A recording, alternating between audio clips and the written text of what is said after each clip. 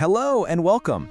Today, we're going to take a little tour through some really cool facts, all framed as a fun general knowledge challenge. So don't think of this as a test, think of it more as a fun way to connect the dots between science, history, and culture, all the stuff that makes our world what it is.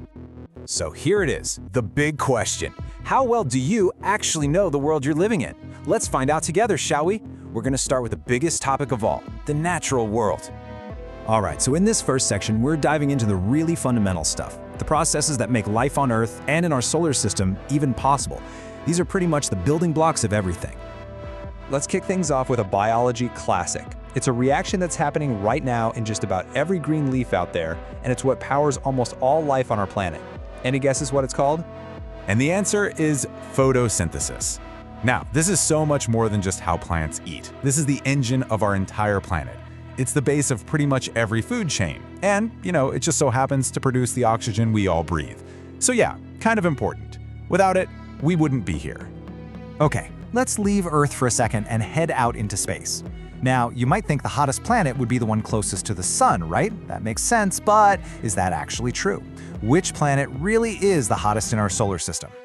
And the answer, which might surprise you, is Venus. Yeah, Mercury is closer to the sun, but Venus is it's a terrifying example of a runaway greenhouse effect. Its atmosphere is so incredibly thick that it traps heat like a giant blanket, cooking the surface to temperatures that are hot enough to melt lead. No thanks. All right, back to Earth for a question that plays with our expectations. When I say the word desert, you probably picture hot, rolling sand dunes, right? But scientifically, a desert isn't defined by heat. It's defined by how little rain or snow it gets. So, with that little hint, what is the largest desert in the world? Believe it or not, it's the Antarctic Polar Desert.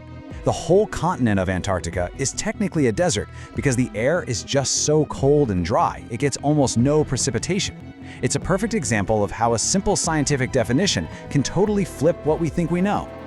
Okay, so from the laws of the natural world, let's jump into the story of the human world. It's time for a quick journey through history to look at a few key moments that really shaped the society we live in today. Man, the 20th century was just a period of incredible change. You've got the sinking of the Titanic in 1912, this great symbol of modern technology failing. And then, after the absolute devastation of two world wars, you have this huge push for global cooperation, which led to the founding of the United Nations in 1945, just a year before World War II was officially over. Well, all those huge world events were going on. There was another kind of revolution happening in the background, a technological one. And not many inventions changed society quite like the automobile. So, who's the guy who gets the credit for building the world's very first car? That would be Carl Benz. Back in 1886, he got a patent for his motor wagon. It was this three-wheeled vehicle with an engine, and it wasn't just a new gadget, it was the very beginning of personal travel as we know it. It totally changed our cities, our economy, pretty much everything. Okay, we've talked about science and history. Now let's move on to the world of human expression. We're diving into the human canvas. Art, literature, movies, all the stuff that tells the story of who we are. We're going to start with a line from a movie that is so famous, it's just part of our culture now. I'm willing to bet you've heard this quote even if you've never actually seen the film. I'm going to make him an offer he can't refuse. It is just a masterclass in writing. It sounds like a business deal, but what it really is a bone-chilling threat. It's that perfect mix of polite and terrifying. The movie is, of course, The Godfather. That one single line perfectly captures the power and the barely hidden violence of that world. It's become cultural shorthand for a threat you can't say no to. Just brilliant.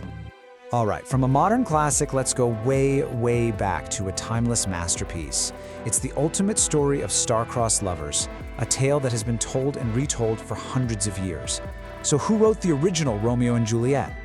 It was, of course, William Shakespeare. The man was an absolute genius at tapping into those big, universal human feelings.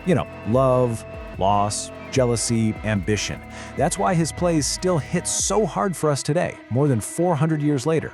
So, from those timeless classics, let's jump forward to the pop culture and tech that define our lives right now. This section is all about the entertainment and the gadgets that are shaping our world today. Okay, let's start with a true landmark of modern fantasy movies. I'm talking about Peter Jackson's incredible adaptation of Tolkien's epic books. Simple question, how many movies are in that original Lord of the Rings trilogy? Yep, there are 3 of them. The Fellowship of the Ring, The Two Towers, and The Return of the King. This was such a huge undertaking, and it didn't just change how fantasy movies were made, it set a whole new bar for epic storytelling on screen. Now, let's go from a fantasy world to the digital one.